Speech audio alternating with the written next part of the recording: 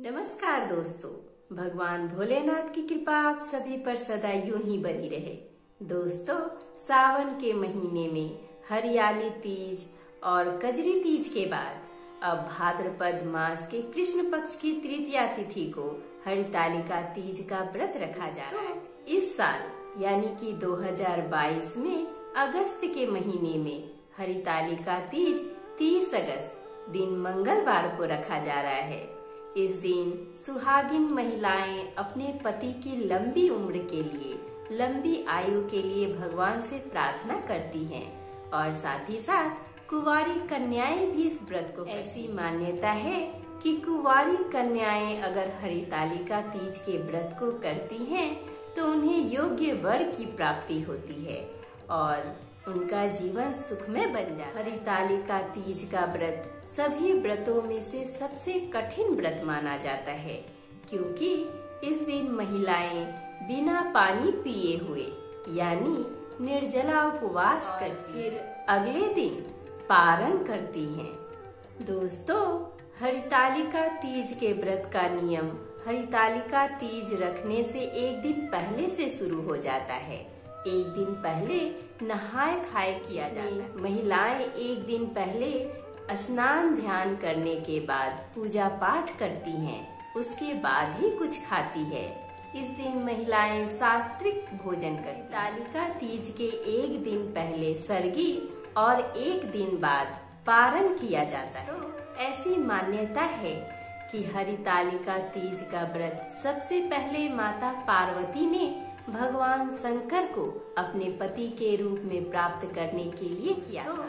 क्या आपको पता है कि इस व्रत का नाम हरितालिका क्यों रखा? को हरितालिका इसलिए कहा जाता है क्योंकि माता पार्वती की सखियों ने जब जाना कि माता पार्वती मन ही मन भगवान शंकर को अपने पति के रूप में प्राप्त करना चाहती है, तो उनकी सखियों ने उन्हें उनके पिता के घर से हरण कर जंगल में ले गए।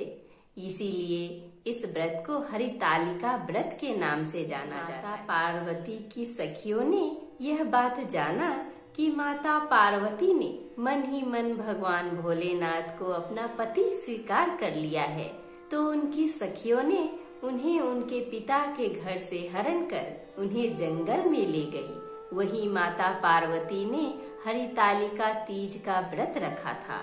तब से इस व्रत को हरितालिका के नाम से जाना जाता है। दोस्तों, आज की वीडियो में हम हरितालिका तीज की व्रत कथा सुनेंगे। माना जाता है कि इस व्रत कथा को सुनने से हमें मनचाहे वर की प्राप्ति होती है और अगर विवाहित महिलाएं इस व्रत को करती हैं तो उनके पति का स्वास्थ्य अच्छा रहता है, उनका आयु वृद्धि होती है और उनके वैवाहिक जीवन में आ रही सभी तरह की कठिनाइयां दूर होती हैं। माता पार्वती सभी महिलाओं को सौभाग्यवती होने का वरदान देती है। तो चलिए दोस्तों, आज के वीडियो में हम हरितालिका तीज व्रत कथा सुनेंगे।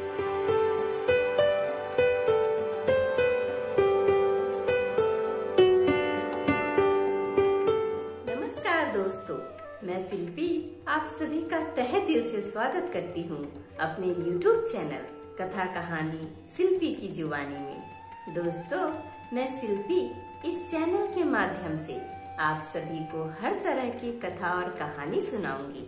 अगर आपको मेरी तरह कथा और कहानी सुनना पसंद है तो प्लीज हमारे चैनल कथा कहानी शिल्पी की जुबानी को सब्सक्राइब कर लीजिए।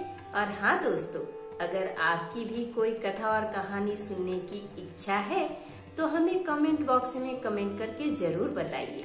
हम अपने चैनल के माध्यम से आपके कथा और कहानी को जरूर लेकर आएंगे। तो चलिए दोस्तों, बैठे बैठे क्या करें, करना है कुछ काम।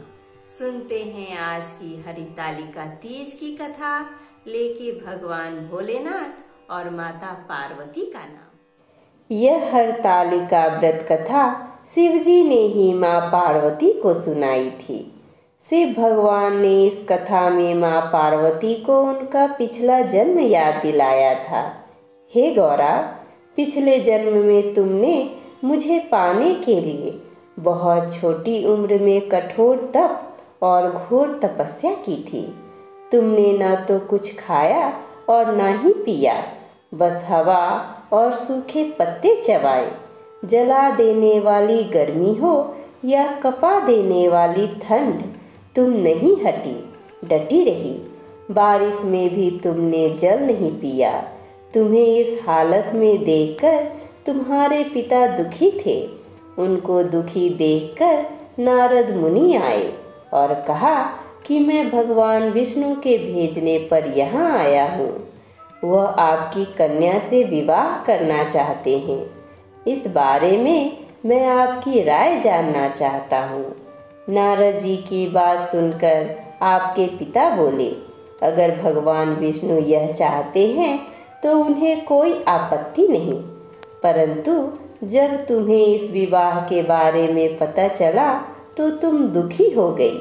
तुम्हारी एक सहेली ने तुम्हारे दुख का कारण पूछा तो तुमने कहा कि मैंने सच्चे मन से भगवान शिव का वरण किया है, किंतु मेरे पिता ने मेरा विवाह विष्णु जी के साथ तय कर दिया है। मैं विचित्र धर्म संकट में हूँ। अब मेरे पास प्राण त्याग देने के अलावा कोई और उपाय नहीं बचा। तुम्हारी सखी बहुत ही समझदार थी। उसने कहा, प्राण छोड़ने का यह कारण ही क्या है? संकट के समय धैर्य से काम लेना चाहिए। भारतीय नारी के जीवन की सार्थकता इसी में है कि जिसे मन से पति रूप में एक बार वरण कर लिया, जीवन प्रयत्न उसी से निर्वाह करे।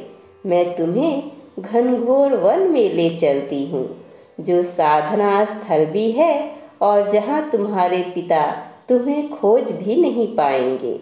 मुझे पूर्ण विश्वास है कि ईश्वर अवश्य ही तुम्हारी सहायता करेंगे। तुमने ऐसा ही किया।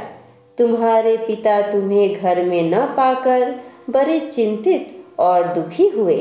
इधर तुम्हारी खोज होती रही, उधर तुम अपनी सहेली के साथ नदी के तट पर एक गुफा में मेरी आराधना में लीन रहने लगी। तुमने रेत के शिवलिंग का निर्माण किया। तुम्हारी इस कठोर तपस्या के प्रभाव से मेरा आसन हिल उठा और मैं शीघ्र ही तुम्हारे पास पहुंचा और तुमसे वर मांगने को कहा। तब अपनी तपस्या के फलीभूत मुझे अपने समक्ष पाकर तुमने कहा, मैं आपको सच्चे मन से पति के रूप में वरण कर चुकी हूँ।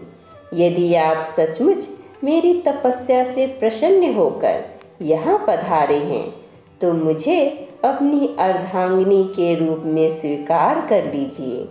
तब तथास्तु कहकर मैं कैलाश पर्वत पर लौट गया। उसी समय गिरिराज अपने बंधु बांधवों के साथ तुम्हें खोजते हुए वहां पहुँचे। तुमने सारा वृतांत बताया और कहा कि मैं घर तभी जाऊंगी जब आप मेरा महादेव से विवाह करेंगे। तुम्हारे पिता मान गए और उन्होंने हमारा विवाह करवाया। इस व्रत का महत्व यह है कि मैं इस व्रत को पूर्ण निष्ठा से करने वाली प्रत्येक स्त्री को मनवांछित फल देता हूँ। इस पूरे प्रकरण में तुम्हारी सखी ने तुम्हारा हरण किया था, इसलिए इस व्रत का नाम हरतालिका व्रत हो गया। इस व्रत से जुड़ी एक मान्यता यह है कि इस व्रत को करने वाली स्त्रियां पार्वती जी के समान ही सुखपूर्वक पति रमन करके शिवलोक को जाती है। सौभाग्यवती स्त्रियां अपने सुहाग को अखंड बनाए रखने और अविवाहित युवतियां मन मुताबिक वर पाने के लिए हरतालिका तीज का व्रत करती हैं। इस दिन व्रत करने वाली स्त्रियां सूर्योदय से पूर्व ही उठ जाती हैं और नहाकर पूरा श्रृंगार करती हैं। पूजन के लिए केले के पत्ते से मंडप बनाकर गौरी शंकर की प्रतिमा स्थापित की जाती है। इसके साथ पार्वती जी को सुहाग का सारा सामान चढ़ाया जाता है। रात में भजन कीर्तन करते हुए जागरण कर 3 बार आरती की जाती है और शिव पार्वती विवाह की कथा सुनी जाती है। इस व्रत के व्रती को शयन का निषेध है, इसके लिए उसे रात्रि में भजन कीर्तन के साथ रात्रि जागरण करना पड़ता है।